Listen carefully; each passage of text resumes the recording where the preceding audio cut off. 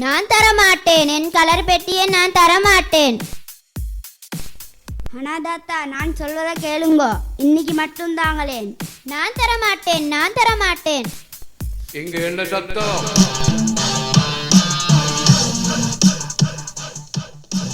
பாருங்க அப்பாண்டி, தம்பி அம்மா அவரோட கலர் பெட்டியை யாருக்கோ கொடுத்துட்டு இப்ப என் கலர் பெட்டியை கேட்கிறாரு. அப்படியா சங்கதி? அம்மான் கிட்டவா கிட்டவா சொன்ன என் பேராண்டி அம்மா சொல்லு பாப்போம். தாத்தா சொல்வது உண்மையா? பாவம் அப்பாண்டி, வகுப்புல ஒருத்த அவன் வாப்பாவுக்கு தொழில் இல்லையாம், கலர்பட்டி வாங்குறது கும்பலி இல்லையாம். அதனால தான் எந்த கலர்பட்டியை கொடுத்துட்டேன். என் பேராண்டி அம்மான் தர்மம் செய்ய தொடங்கிட்ட போல. பேராண்டி, நாங்க எந்த நிமிஷத்திலையும் எதுவுமே எங்க கைக்கு கிடைப்பதில் மட்டும்தான் குறியா இருக்கணும்.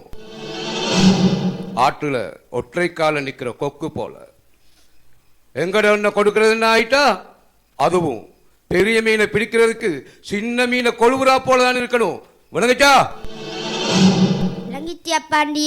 அது இந்த முவாத்காஜியோட பேராண்டியாச்சே, விளங்கத்தான் செய்யும். ஆனாலும் அப்பாண்டி, எங்களோட டீச்சர் சொல்லித்தரது அப்படி இல்லையே. வேற எப்படி என் பேச்சு குட்டி சொல்லு பாப்போம். இல்லாதவங்களுக்கு உதவி செய்யணும், அவங்களோட அன்பா இருக்கணும், அப்படி என்றுதானே. அன்பு, கருணை, பரிவு, பாசம், இரக்கம் என்கிற எல்லாமே மற்றவங்க விஷயத்துல எங்கட நாக்கு நுனியோட மட்டும்தான் இருக்கணும். எங்க எங்க வரவே கூடாது. விளங்குச்சா என் பேச்சு குட்டி? நல்ல அப்பாண்டியும் நல்ல பேராண்டிகளும் நல்ல உபதேசங்களும். 2 பேரும் உடுப்பு மாற்றிக்கோங்க, ஸ்கூலுக்கு நேரம் ஆகுது. சரி மாமி. அசீமா, அவன் முளைச்சி இன்னுமே 3 இலை விடல, கொடை வள்ளலாக பார்க்கிறான்.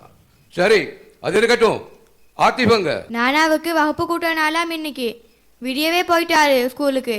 ஆத்திஃப்ட நாளுக்கு எப்பவுமே அந்த பியூன் தானே வகுப்பு கூட்டுவான். பியூன் 2 நாளா லீவாம் பாப்பா. முவாத் ஹாஜியோட மகன் ஸ்கூல்ல தும்புக்கட்டை பிடிச்சா அசிங்கமா ஆவாதா அசிமா? நானா எங்க தும்புக்கட்டை பிடிக்க போறாரு? எவன்கிட்டயாவது சொல்லி செய்விக்கத்தான் விடியவே போனது. ஓ, இந்த முவாத் ஹாஜியோட மகனாச்சு, அப்படித்தான் இருக்கணும். அருஸ், வா கொஞ்சம் ஓடிட்டு வருவோம்.